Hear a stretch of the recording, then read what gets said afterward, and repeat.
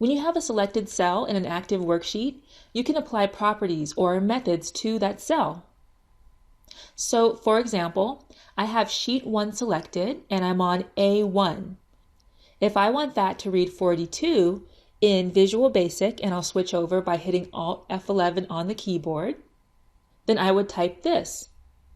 I'll create a sub-procedure called new value. And to enter 42 into that active cell, which again right now is A1, I can type in active cell dot value. I'm going to assign to it 42. So when I execute that or run that and switch back over to Excel, there's 42.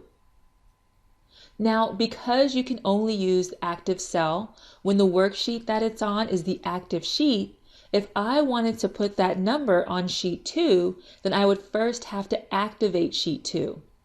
Let me show you what that looks like. First of all, I'll go ahead and add in a sheet 2 and then switch back over to Visual Basic. So you see there I have my 2 sheets. I want 42, but I want it on sheet 2.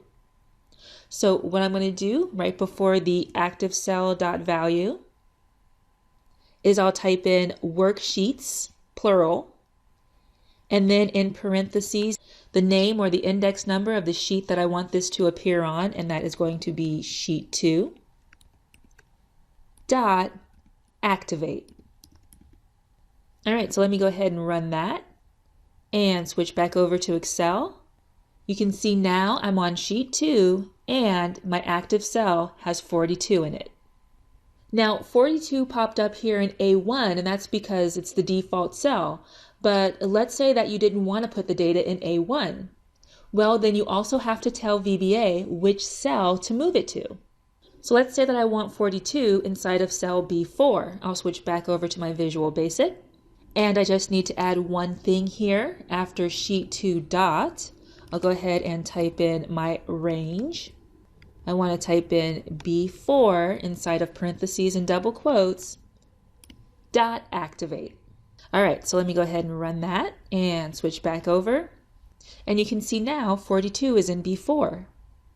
So my code says to activate B4 on sheet 2 and then put 42 as the value of that active cell. Now, a lot of times with a line of code like this, I get a lot of students ask me, well, how come you didn't use the select method? How come it doesn't say worksheets sheet 2 range B4 dot select? And you really want to use the select method when you want to select a range of cells. But when you want to make a single cell active, that is when you use the active method.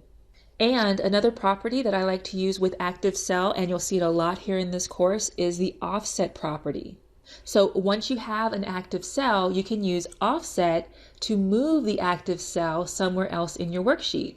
So let's say that after I put in the number, I want the cell to move 1 column over and have that one become the new active cell.